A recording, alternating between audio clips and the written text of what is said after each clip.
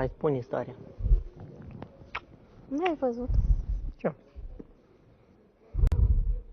Când intru eu în starea mea. De la ce?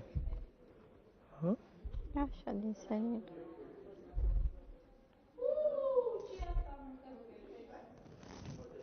Ai tu ceva în cap acolo. Dar nu am, ca așa zici mereu că mă gândesc eu la ceva sau nu mă gândesc la nimic. Așa e. Așa intri? Apatică.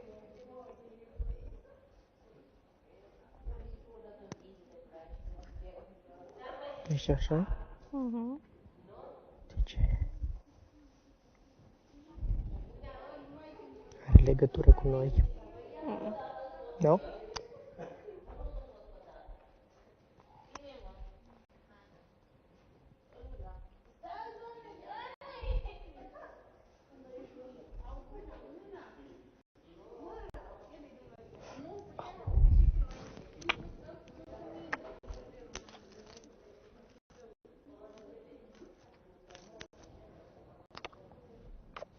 Copilașul. Nu? Cred că până la urmă eu sunt mai copil decât tine. Tu? De ce? Așa. Și crezi tu? Tu erai amator în relația asta? Stelfu? Unde?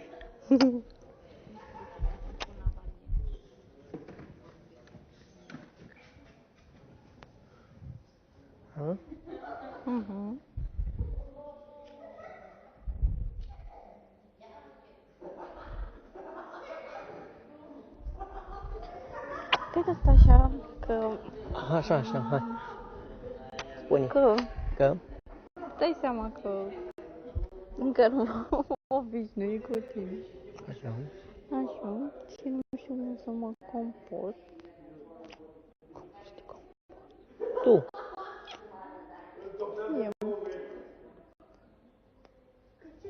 Păi. Și vreau să fie bine, dar... Nu? Am eu nu știu ce am.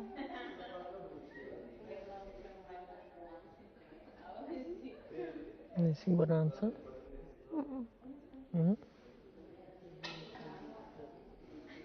Dar?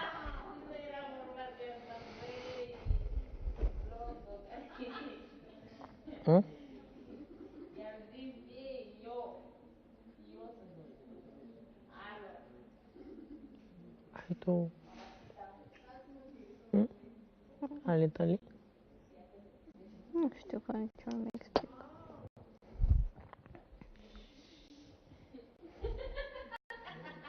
Poate până mă obișnuiesc cu tine.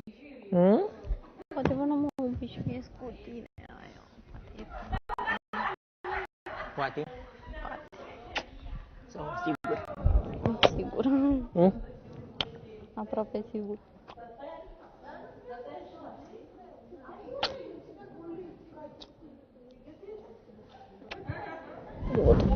Îmi e și dragă. Și tu mie, tu mă de-aia.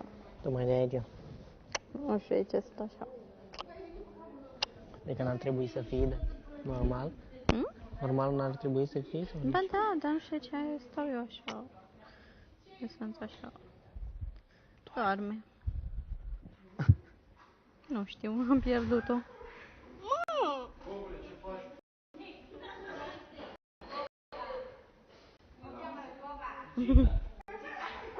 Gica.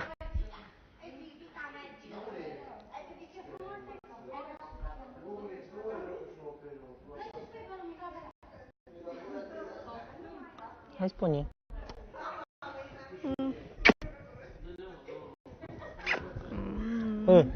Dar nu mi-am făcut. O, Doamne, dar eu te plac oricum ai fi tu, nu mai fi cap. Nu există ceva să nu-mi placă la tine.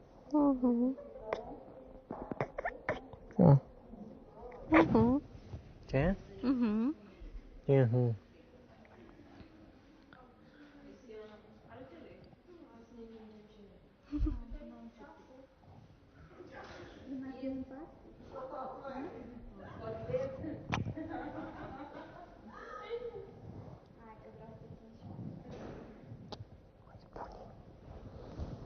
Ce? Nu te-ai obișnuit? Da. Obișnuiești tu.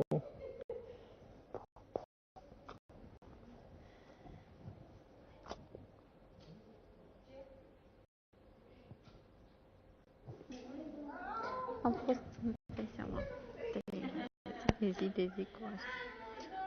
Și nu știu cum să-ți explic să nu înțelegi greșit. 3 ani, da. Așa. Așa. Zi de zi și mă obișnuisem. Și acum îți dai seama că mi-e greu să... Îmi ești drag Da. și îmi place să stau cu tine. Dar. Și să vorbesc cu tine. Dar. Dar încă nu am trecut de faza Vrei asta. să-mi spui ceva? Nu vreau să spun nimic. Dar încă n-am trecut de faza asta de a mă obișnui cu tine și de a fi cu altcineva, înțelegi? Și eu ce să înțeleg? Ce să înțelegi? Că-mi doresc să fie bine.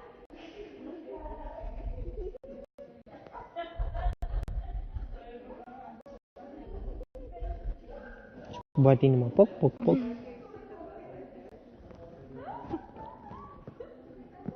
Aoleu!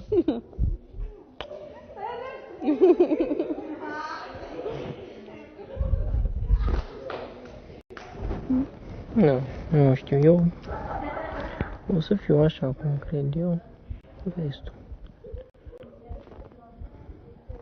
Nu pot să te controlezi, faci ce crezi tu. Păi fac și ți-am zis că vreau, dar am mâncare ține de asta la început. De-aia ți-am zis că trebuie să ai răbdare. Dacă vrei.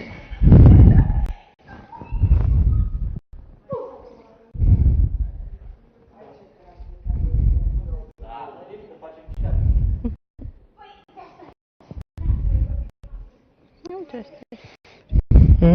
Să nu te superi. Nu, da. Sau să te gândești la altceva, că nu e altceva. Sau că încă mă mai gândesc, sau că încă mai e ceva. Nu e vorba de asta. E vorba că încă... Mi-e greu să mă obișnuiesc cu altcineva, înțelegi?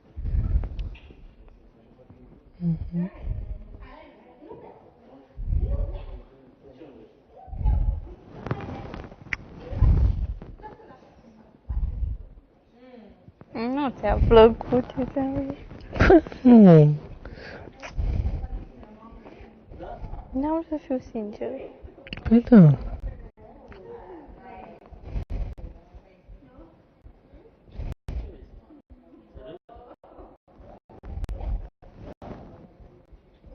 Ce?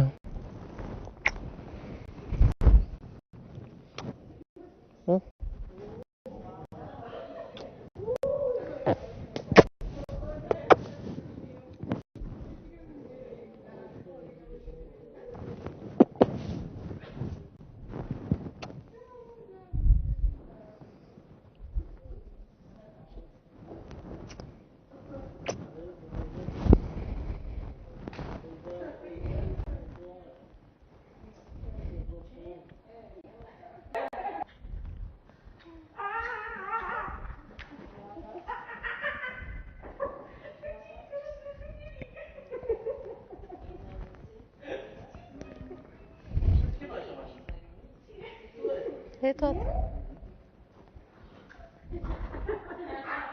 Și cum ești tu atunci când te obișnuiești?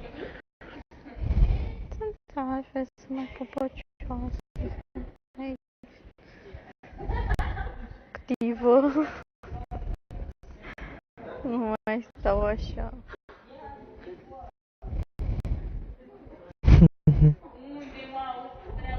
Acum poate ți se pare că sunt rece, sunt nepăsătoare. Nu sunt așa, doar că încă nu știu să arăt. Că de-aia îmi zice toată lumea că stau nu știu cum, că fac nu știu ce, dar nu sunt lucruri care eu nu aș simți să le fac, doar că nu știu de ce nu pot să le fac.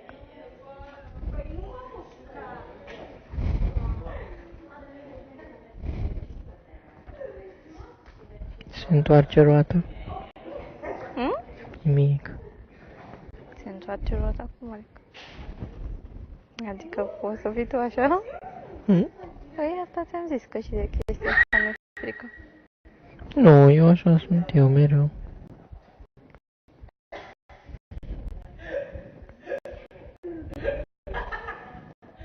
Și nu cum am fost. Știi tu. De când suntem împreună, așa sunt eu. E nu mereu activ sau da, așa. Cu tine m-am obișnuit. Da, așa. Tu îmi dai senzația aia că nu... Păi știu că de-aia am zis și de Elena cu Lucian, dacă ea e altfel, normal că l-a tras după ea și pe el. Dar eu, dacă sunt așa, probabil că te plafonez și pe tine. Hai mă plafonezi.